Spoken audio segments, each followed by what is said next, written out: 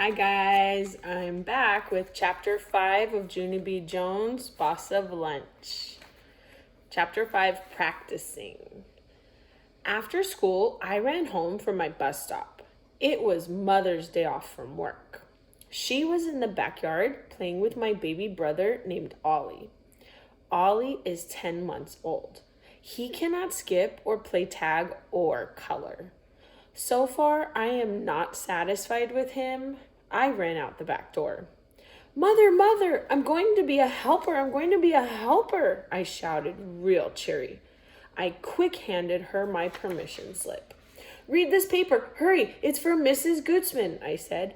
You remember Mrs. Gootsman, right? Mrs. Gootsman used to be my cookie lady last year, but this year she's branched out apparently, 'cause now she's the boss of the whole kitchen operation, I think.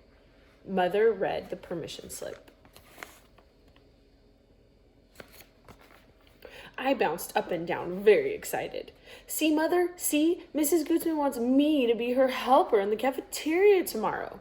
And so all you have to do is sign that paper, and I will be all set. I started back to the house. I'll go get you a pen. Mother hollered, hold on, to me. This really does sound like fun, Junie, she said, but let's talk it over at dinner, okay? At dinner, you can tell Daddy and me all about it. I did a big breath at her. But I don't want to talk it over at dinner, Mother. I want you to sign that paper right exactly now. Please, just sign it, okay? Mother smiled. Patience, Junie. Dinner is just a few hours away.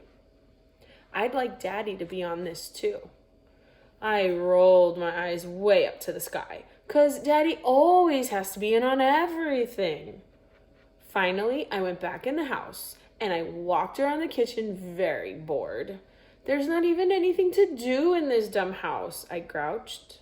Then, all of a sudden, I spotted my backpack sitting on the floor. That's when I remembered my plastic mitts. I'd put them in my backpack to carry them home from school. I hurried to get them out of there. Then I quick put them on and I ran to the refrigerator. Now I can practice touching food, I said, real thrilled. I opened the door and started touching stuff. First, I touched some fruit and an avocado and a squishy tomato. Then I put my hand in the butter and also some creamy cottage cheese. Whoa, these mitts make touching food enjoyable, I said. After I was done, I put the mitts in my pocket and I went to watch TV. Only I couldn't even pay attention that good because I kept on thinking about being a helper, of course. My excitement got bigger and bigger. Then, hooray! Daddy finally came home from work and it was time for dinner. As soon as I sat down, I told Daddy all about Mrs. Gootsman. Then, surprise, I put on my mitts and I waved my hands all around in the air. Look, Mother, look, Daddy, see what Mrs. Gootsman gave me? These are real professional mitts from the actual cafeteria. I sat straight and tall. Mitts do not spread dirty germs, I explained. And guess what else? I already know how to use these babies. After that, I jumped down from my chair and I ran around the table and I touched everyone's dinner. I touched Mother's meatloaf, and Daddy's mashed potatoes, and Ollie's creamed corn. Also, I put creamed corn on Ollie's head. That was a funny joke, I think. Only no one even laughed. Mother took my mitts away.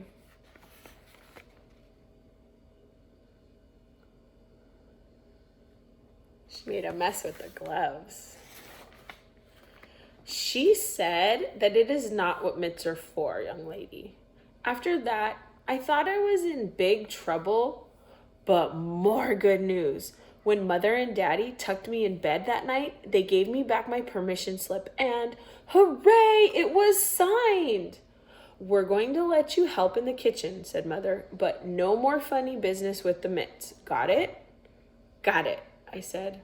A helper doesn't make things more difficult, Junie, said Daddy. A helper makes things easier, okay? Okay, I said. Mother made her eyes real serious. And a helper is not the boss, Junie, she said. Maybe you should try repeating that one. A helper is not the boss.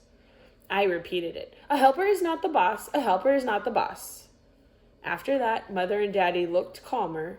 They kissed me goodnight and turned off my light. I repeated it one more time.